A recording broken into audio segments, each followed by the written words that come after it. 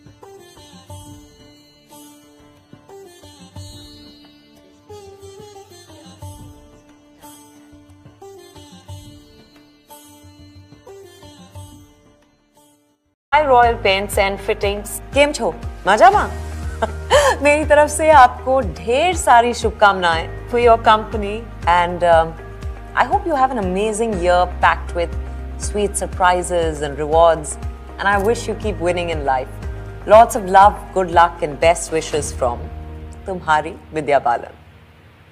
এটা আমাদের বহু প্রাচীন রক্ষাকালী মায়ের পুজো। দিনের বেলা শীতলা মায়ের পুজো হয়, রাত্রিবেলা রক্ষাকালী মায়ের পুজো হয়। এই পুজো নিয়ে আমাদের বিশেষ করে মালিকপাড়ার প্রত্যেকটা মানুষের উৎসাহ প্রবল, সারা বছর অপেক্ষা করে থাকে আজকের এই দিনটার জন্য এবং সকলকে আনন্দ দেওয়ার জন্য আমাদের মালিকপাড়া এগিয়ে আসে এবং নিজেরাও আনন্দ করে। দেখতেই পাচ্ছেন কত বিভিন্ন জায়গা থেকে বিভিন্ন মানুষজন আসে আমাদের এই পুজোটা উপভোগ করার জন্য।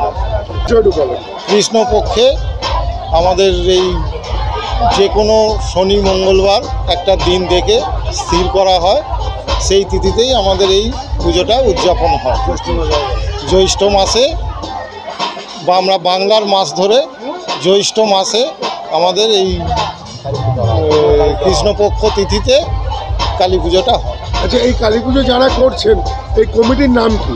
এই কমিটির নাম নির্দিষ্ট কোনো নাম নেই, কারণ হচ্ছে এই পাড়ার সকলে মিলে আমাদের এই পুজোটা করা হয়। অতএব মালিকপাড়া পুজো কমিটি মানে সকলকে নিয়েই আমাদের এই পুজোটা, মালিকপাড়ার প্রত্যেকটা মানুষ, প্রত্যেকটা ফ্যামিলি এই পুজোর সাথে জড়িত।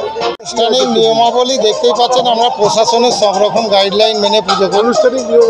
আনুষ্ঠানিকভাবে হয় বা পুজো যেরকম ধরুন প্রতিমা এলো, আপনারা দেখেছেন মূর্তি প্রতিষ্ঠা হয়েছে, এবার পুজো শুরু প্রায় হয়ে গেছে। এবার পূজার যেসব রীতি রেওয়াজ আছে, ডন্ডি খাটা, মায়ের ডন্ডি খাটা, বলিদান পর্ব, হোম যজ্ঞ, তারপর ধুনো পড়া হয় এবং আরেকটা জিনিস হয়, কারো যদি কোনো মানত থাকে মায়ের কাছে সেই মানত উৎসর্গ করা হয়। এসব বিভিন্ন সামাজিক বা পুরাণী রীতি যেসব আছে সেই সব মেনেই আমাদের পুজোটা অনুষ্ঠিত হয়।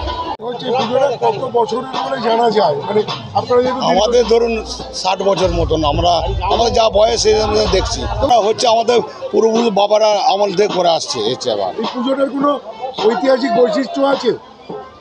হ্যাঁ আছে তো বটে। আমাদের এই পুজোটার বিশেষত্ব হচ্ছে আমাদের কোনো চাঁদা কালেকশান করে এই পুজোটা হয় না।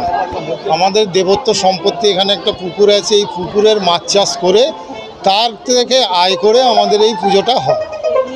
আমাদের কোনো রকম চাঁদা কালেকশন কোথাও থেকে করা হয় না। যেটুকু প্রণামী পড়ে সেই প্রণামীটা আমাদের পুজো কমিটির মধ্যেই থাকে। আদার্স যাবতীয় খরচ আমরা এই সারা বছরে পুকুরে মাছ চাষ করে যে আয় হয় সেই আয় থেকে আমাদের এই পুজোটা হয়। এই পুকুরেরও একটা ইতিহাস আছে।